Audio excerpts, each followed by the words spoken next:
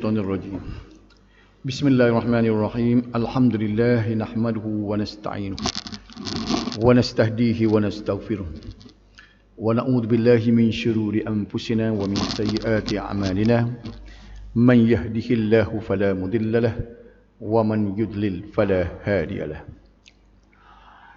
والصلاة والسلام على رسول الله وعلى آله وأصحابه ومن دعا بدعوته إلى يوم الدين.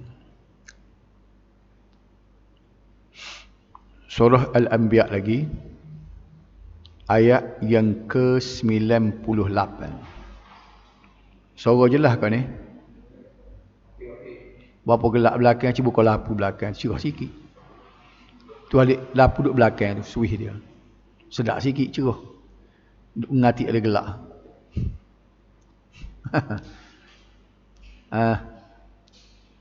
Tu dia. Baik, kita bacalah surah Al-Anbiya ayat ke-98, 5 ayat dulu. Kita baca 5 ayat dulu lah. A'udzu billahi minasyaitonir rajim.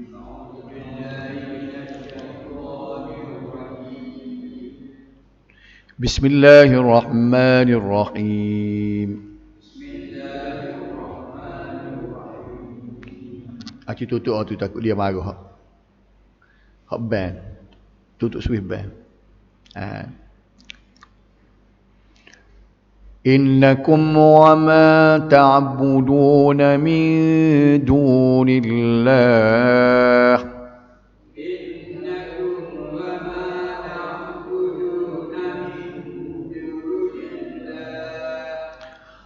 حصب جهنم أنتم لها واردون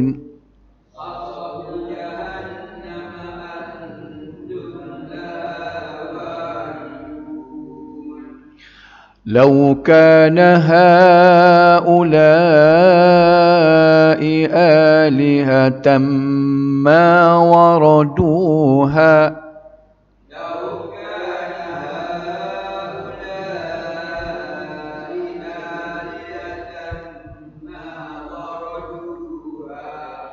وكل فيها خالدون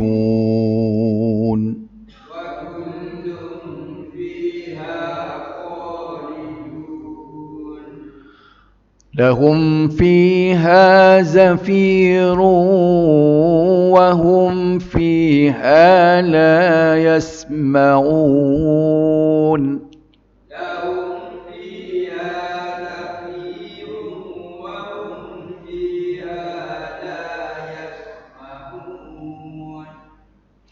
إن الذين سبقت لهم منا الحسنى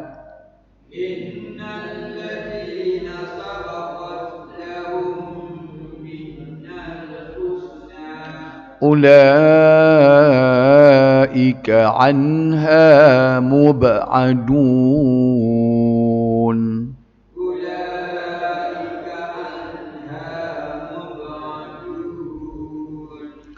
لا يسمعون حسيسها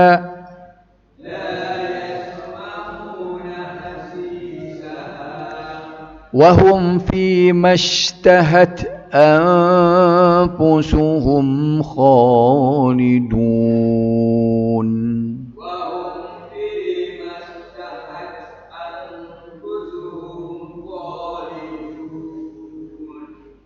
Okay, terjemahan dia. Innakum wa ma ta'buduna min dunillah hasabu jahannama antum laha waridun. Sesungguhnya kamu dan apa yang kamu sembah yang lain dari Allah menjadi bahan-bahan bakaran yang dilemparkan ke dalam neraka Jahannam.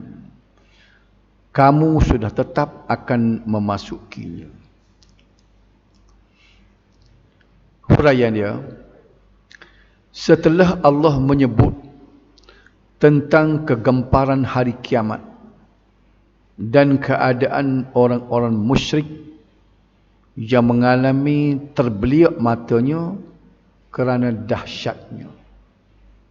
Sebelum pada ni kita pun dah tahu dah, acap kali dah kita dengar dah dalam ayat Quran ni banyak sungguh cerita mengenai dengan hari kiamat. Huru-hara hari kiamat. Pasal apa tu? Sebabnya kita tak boleh bayar. Dari sejarah ataupun episod hidup manusia ni, benda yang paling mustahak sekali dia kena tahu ialah hari kiamat. Dan mungkin kita ni tak dah dengan umur kita, dah mati dulu. Sebab tanda-tanda kiamat hak besar tak tubik lagi. Kalau kita sebelum dia nak gulung langit bumi ni. Sebab Al-Insyiqaq misalnya, ada satu surah Al-Insyiqaq, terbelah dua. Disebut bumi macam terbelah dua. Dalam surah Al-Qari'ah pula dia royak bukit tu cabut. Besar-besar bukit kita duduk lalu ke bukit panah lah kata dekat sekali dengan kita. Kita boleh tengok lagu mana cabut terbang. Kelihok tu pakai rebuh jatuh. Benda yang setara tu belum mari hak dahsyat setara tu dia mari dulu Ya'juj Ma'juj. Tak tahu belah mana Ya'juj Ma'juj. Dia kata satu bangsa yang gasai dia sangat jahat. Hidup sangat-sangat seksa. Kalau kita tu terkedia umur panjang, boleh jumpa dengan Ya'juj Ma'juj. Mari Dajjal pula, Dabbatul Ard. Disebut binatang Dabbatul Ard ni hak tubik kat dalam bumi. Macam dinosaur tu mari duk lopak keteng-keteng.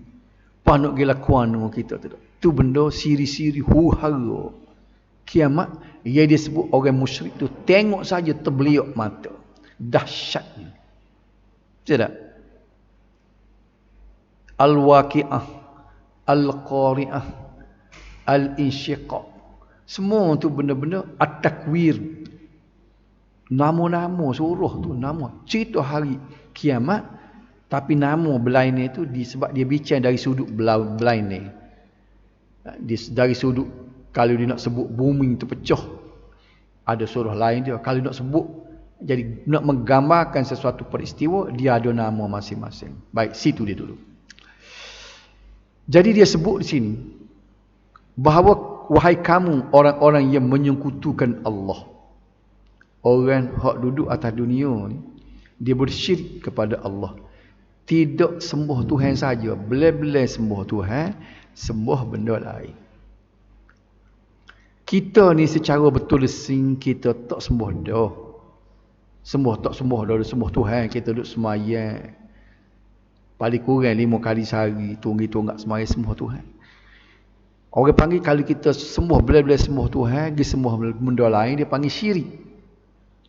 Sembah dengan cara betul benar secara zahir dia panggil syirik jali. Syirik secara nyata. Tapi ada selagi syirik dia panggil syirik khafi. Syirik yang tersembunyi yang kita tidak tahu. Lagu mana syirik khafi ni? Apabila kita berasa ketaatan kita, benda yang kita berasa kita nak seruh diri kita tu, bila-bila seruh Tuhan, seruh kat orang lain. Ni kita bimbang. Takut ada syirik khafi. Syirik yang tak nampak tengok. Bila-bila harap Tuhan, harap kat orang lain. Kita harap minta Tuhan apa lah. Kita sama manusia, kita harap juga. Tapi kita kadang-kadang kita takut kat orang terlebih pada takut ke Tuhan. Memang kena takut kat orang jahat, orang ada kuasa dah. Tapi kalau kita tu takut ke manusia lebih pada Tuhan, tu kena kira lagu mana. Contoh dah. Bila orang atas, orang besar, dia nak satu benda maksiat. Kalau kita tak buat, kita akan kena tindakan, tak naik pakak. Tak? Hidup kita tidak amin dalam pekerjaan. Menyebabkan kita pergi buat. Ada orang jumpa, bila kita orang bawah dia tanya, dia ketua di pejabat, ni cerita lama dah, tahun 80-an mula. Bila anak buah tanya, tidak berdosa kan dia buah buat gua ni? Biarlah muka orang atas nak. Dia boleh kecek lagu tu. Biarlah dia tak lah senapah dia, kita pakat tangguh dosa lah. Sebab orang atas duk nak berdoa dia tu. Jadi lagu mana kira kita dengan Tuhan? Tiko tu Tuhan duduk mana? Nampak tak? Tu contoh kita bimbang. Yang alim ulama kita sebut ada satu syirik yang kita tak nampak tengok, syirik khafi. Kita bimbang kita bela-bela duk jaga syirik jali ni. Syirik betul-betul terang ni kita tak buat, takutnya jadi syirik khafi. Betul tak? Tu kita kena cek semua. Baik. Tak apalah hak tu dulu, mudah-mudahan Tuhan ampunlah dosa kita tu, tak termasuk dalam syirik. Sebab bila orang syirik, orang bersyirik kepada Allah, bila keadaan hari kiamat tu, dia akan jadi tengok hari kiamat tu pakai terbeliuk gigit mata. Tapi tengok suasana tu juga dia sebut benda-benda dahsyat ni. Kalau orang berimeh, dia akan jadi lain. Itu bukan masalah kita, bukan kita lah ni tu. Ia basa dengan benda-benda tadi ialah amalan kita.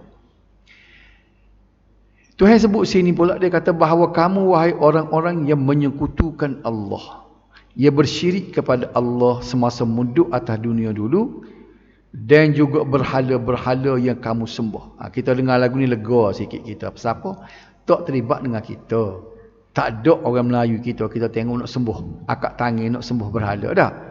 Tu kerjaan kita tengok Cina kah, orang keling kah, pagi-pagi kah dia terhangguk dah. Dia nak buka kedai dia tu.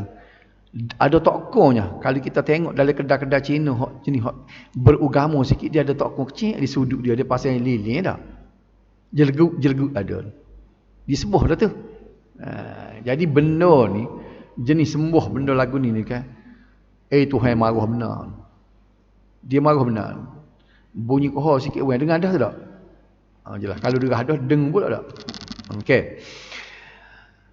Jadi dia kata, kamu wahai orang-orang yang menyekutukan Allah dan juga berhala-berhala yang kamu sembah daripada Allah, semuanya menjadi unggung neraka. Ya. Sebab tu dia sebut tu benda unggun neraka tadi. Ya ayyuhalladzina amanu, wahai orang beriman, Tuhan pesan, ku anfusakum, jagalah diri kamu, wa ahlikum, dan anak beranak kamu, nara, daripada neraka. Ayat tu dah. Nak sambung ayat tadi dia sebut. Pasal apa Tuhan kata gitu? Mu kena kenal neraka-neraka. Ya aku pesan, suruh mu jaga, jangan salah dah bakal bala pun seminit saat mu jangan masuk dirimu dan anak beranak mu dalam neraka. Mu jaga molek, sebab waquduhan nas wal hijarah, kerana unggun api, kayu api neraka tu ialah manusia dengan batu. Nampak? Manusia hak sembuh takun saja, hak bersyirik, dan batu je berhala sendiri pun Tuhan masuk neraka juga. Waquduhan nas wal hijarah, kayu api neraka ni ialah manusia hak sembuh takut saat ni bersyirik tadi dengan batu-batu dia tu. Uiddat lil kafirin, yang neraka saat ni ia cedeng untuk orang-orang kafir. Faham situ tak? Tujuan berhala-berhala dimasukkan bersama-sama orang yang menyembahnya ke dalam neraka ialah, kita kata apa salahnya neraka? Moga dia tidak suruh orang sembah, tapi Tuhan buat juga. Pasal apa? Nak tunjuk ke apa? Nombor satu, supaya menambahkan perasaan duka, kerana setiap kali mereka melihat berhala itu akan teringat bahawa dia menyebabkan mereka masuk neraka. Dia nak torture, orang panggil, nak suruh biar sakit jiwa. Dah lah sakit kena bakaran, kena hang api tu, dah orang kafir tu dah. Dia nak suruh sakit jiwa. Bila duk tengok sakit kena bakar tu, dia paling kat alik kiri dia ada tokoh hak dia semua tadi jelegut depan dia. Mai apa macam menatani ke aku masuk neraka. Aku semua mung lah. Ya jadi aku masuk neraka. Batu-batu kata siapa suruh aku semua mung satu kerjaan pula. Gi tepo, gi ruki, gi tepo buat aku pun kau tak sembuh. Dah tahu dah aku ni jenis tak boleh mendapat, tak boleh mendarat. Yang mu bodoh tu buat apa? Gi sembuh aku. Dak dak mai balah dalam neraka. Jadi ni orang panggil peristiwa lagu ni nak suruh sakit hati, sakit jiwa lagi. Hak ni lah kali kita kena mikir molek neraka ni. Jangan kita berselera. Kalau bunyi lah benda-benda Jenis hak Tuhan tawar neraka. Mu nak masuk neraka ke? Pas Nabi pun tawar juga. Kalau buat lagu ni masuk neraka, kena jauh dah weh. Jangan tebang, tak apalah. Orang lain buat belaka. Jangan tebang. Dia neraka ni benda hak Tuhan larang. Jawab dia neraka. Betul Tuhan ni dia pengampun. Bukannya kita buat maksiat masuk neraka sekali selalu. Nak masuk neraka ni dia kena ada timbang-menimbang dulu. Betul tak? Tapi kalau kita dek-alik tak cara ke agama, tak cara ke timbang-menimbang, kalau dek-alik dia buat benda-benda maksiat, lagu mana kita nak menimbang esok? Tika melekat timbang, saya kok tengok-tengok, nak bubuh, alik cepek, alik pemberat, alik benda-benda taat, benda-benda pahala ni, tak banyak belah mana, dia banyak dia buat benda maksiat. Pas lagu mana kita ni, lagu mana, tak lagu mana, lah ni ada peluang lagi. Tak ada siapa dia sekat apa, kita boleh perbanyakkan lagi boleh pahala. Pas nak pahala lagu mana? Oh boleh tahan kau tak payah tanya orang, kita perhati. Semaya jemaah jangan tinggal pahala. Tak. Sebelum semaya subuh tu semaya dulu 2 rakaat. Sebab apa? Punya pahala dia royak semaya subuh tu. Oh tu tengah sokmo dah ajak kali dia royak dah. Gapo dia? Sebuti dunia dia wi. 2 rakaat semaya Allahu akbar. Semaya sunat subuh. Dia wi pahala dia sebuti dunia. Seperti dunia habis licin benda. Segala kereta bangun ni, istana siapa hak duduk atas dunia boleh kereta. Tu baru semaya sunat subuh. Dah semaya subuh berjemaah pula. Kau banyak lagi. Betul tak? Jadi cuba kita nampak, kita buat kebajikan, kita duduk ipung pahala. Pasal nak timbang esok ni. Lepas tu jangan tebal buat dosa. Sebab dosa ni dia akan duduk sebelah alik sana ni. Nimbang dua gini, dacing. Sepuluh dacing pokok Barisan Nasional. Dia nimbang tu tak? Dia bukan sepuluh nimbang gula tu so cepat ni nimbang dua nak tahu berat kiri kanan. Dia buat hak dosa alik ni, pahala alik ni. Jadi kita ni pagi petang siang malam kena biar berat alik ni. Ni duduk congok ni niat molek kita iktikaf. Boleh pahala pula dah. Semai sunat kan boleh pahala. Tambah juga. Insya-Allah lah. Walaupun masuk syurga tu bukan bergantung ke pahala tapi dia buatnya satu prosedur dia lagu tu. Kalau orang tu congek dosa dia banyak pada pahala pun, kalau Tuhan kata aku nak maaf, boleh maaf. Sepatutnya tak. Tapi kita tak silap nak nanti Tuhan maaf. Biar kita pergi jemur Tuhan, jumpa dengan Tuhan, hak molek dah. Ni kat rumah kita jauh lagi. Tuhan banyak dah dosa aku, tolong maaf habis. Tidak semudah itu Tuhan lah. Kita ni masalah kita duk kecek sama puak kita. Hak duk main masjid tu. Gigak pada padan, duk congek mutuh tak tahu gapo. Orang tua pun ada je ni tak mari duk congok dum. Dah. Nanti semaya 5 waktu takut entok semaya 5 waktu pun ada juga. Apa belah mana sebab dia tak je dengar muka lagu ni. Kesianlah kita.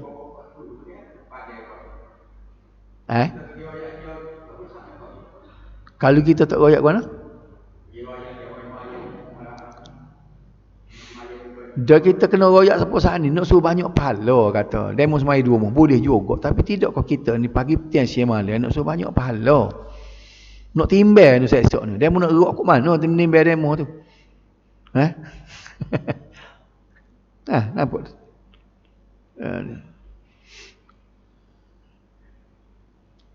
Baik, semasa di dunia dahulu mereka sangka berhala itulah yang akan memberi pertolongan di akhirat kelak dan melepaskan mereka dari azab. Siang tengok tu. Pagi-pagi sembuh dia agak kau berhala depan dia. Kalau kita tengok cerita Hindustan kat. Habis benda dia ngadu ke berhala dia. Dia putus gawe, putus kasih pun pergi di berhala dia dah. Tengok dari cerita tu lah. Bobeng dia duduk mengepek. Dia pelik, dia agama dia Tuhan, dia marah. Mu ni Tuhan tak tahu dah aku ni susah dengan anak lagi ditipu dengan macam-macam musibah. Dia marah Tuhan dia. Pesih je toko tu. Nak kata berapa muka batu. Dia tunjuk dalam jalan cerita tu, dia tunjuk dekat Tuhan dia tu.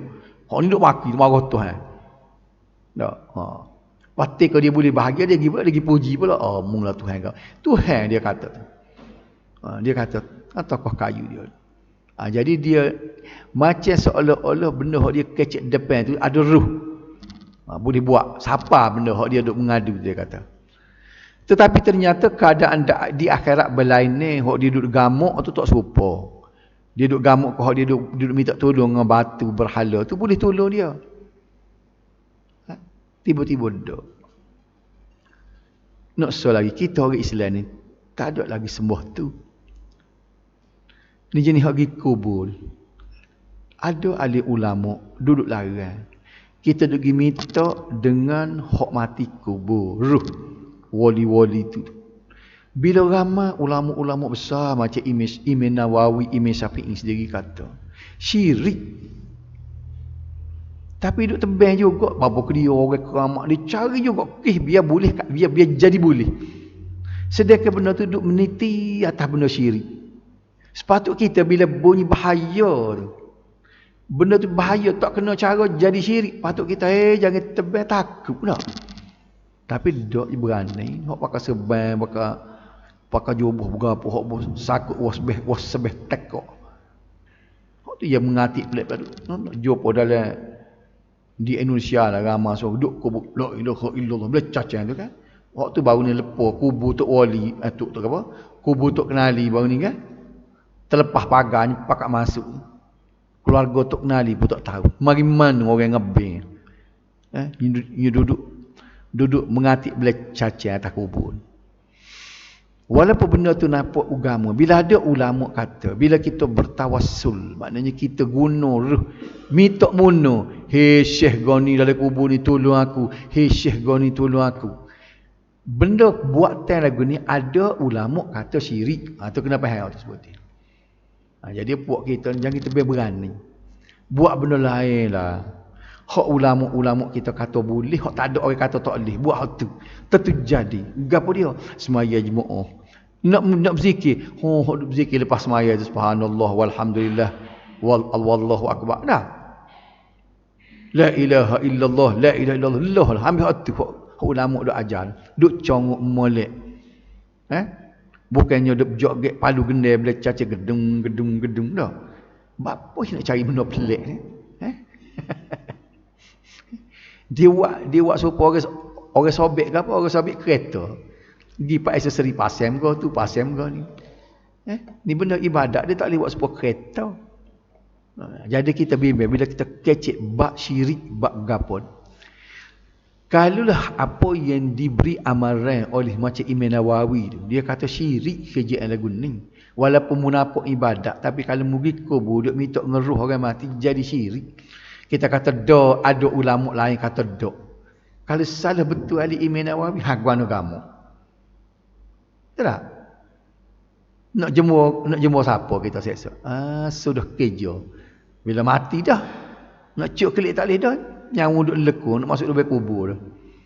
Rupa-rupanya orang duk kata, Imam Nawawi kata syirik sungguh weh. Aku tak dengar mula duk dengar balik pok-pok. Habib mari diamin kata boleh. Betul tak? Ya. Dia nak suruh kuat dia lagi buat mari hak yamin tu pula, mari tolong royak sin. Kita sedut royak dah pasal benda bagian ni benda bahaya. Benda ulama hak besar daripada dia lagi. Pasal Imam Nawawi sendiri kata tak boleh. Kita tebang duk no. Jangan jadi puak kita jangan tebang lah. Tak usah cari benda pelik lah. Dalam agama ni jangan cari bagian pelik. Kalau cari bagian pelik, kita jumpa benda pelik selalu kita. Pelik dah pas ke neraka lah. Kena kira molek. Kita kena buat supaya hak tu guru hak kita boleh percaya tu buat.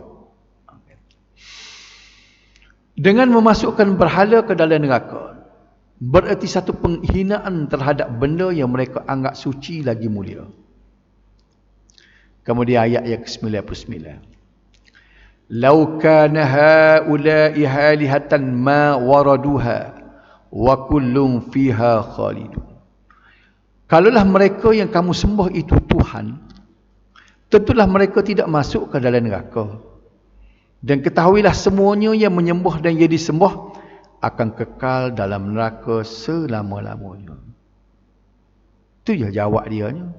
Pusing kok mana masuk neraka. Allah menempelak kepada penyembah-penyembah berhala itu. Kalaulah berhala yang kamu sembah itu dianggap Tuhan, tentu sekali tidak dimasukkan dalam neraka. Tuhan gapo masuk dalam neraka. Tetapi yang jelas sekarang, ia telah menjadi unggun api yang menyala-nyala dalam neraka. Ayat 100. Lahum fiha zafirun wa hum fiha la yasma'un. Allah menerangkan keadaan orang-orang yang tinggal dalam neraka, iaitu akan kedengaran rintihan dan napasnya yang terputus-putus disebabkan menanggung azab. Duduk bertepik, duduk berjeri. Allah, kalau kita duk mikir, ingat kau neraka kekal, pasal tak sini nak ingat pun. Takut. Cuba kita pejam mata-mata.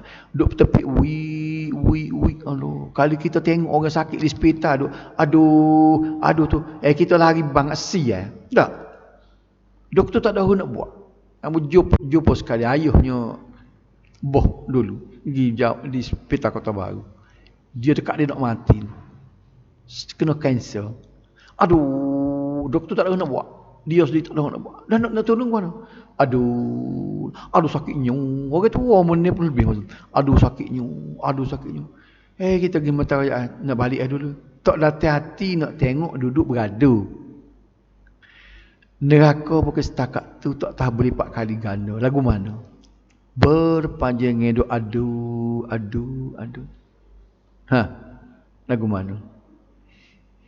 Ni orang panggil motivasi bagi kita. Ya Allah, kalau setahun ni punya neraka, aku minta jauh berlindung. Allahumma ajirna minan nar.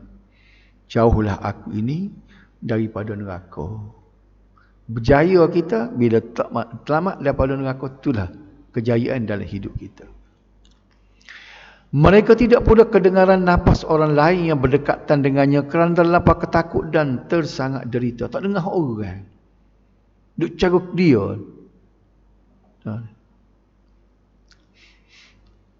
Apabila masa kedatangan kiamat yang dijanjikan telah hampir, tiba-tiba orang-orang yang kufur itu akan terbeliak matanya dan tidak akan berkelip. Terbuka mata, tak kelip. Pokok terbuka terus. Dan tidak akan berkedip lagi disebabkan mereka melihat kegemparan yang menakutkan, iaitu sebaik-baik sahaja mereka.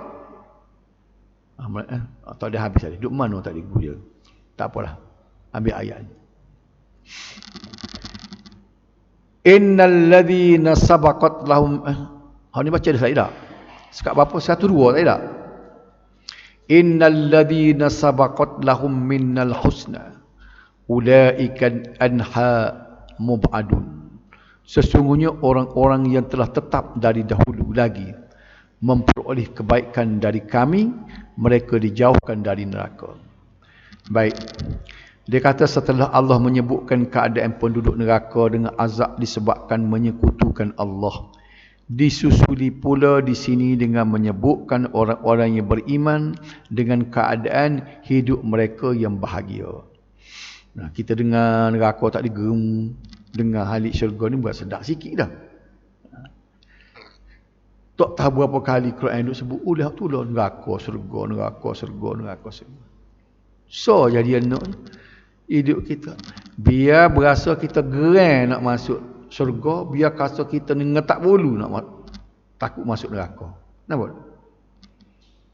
Lagu mana kita nak didik jiwa kita, anak beranak kita, biar duduk situ, biar reti hidup ni, biar reti takut ke neraka, biar reti nak ke syurga. Percaya ni pasal tak reti ni, sebut neraka tu biasa. Tak. Dia lah ni dia orang pandai, orang lah ni kita kata neraka. Syurga neraka bukan hak mukmu dia kata, bukan pokmu. Apa kena ngenun?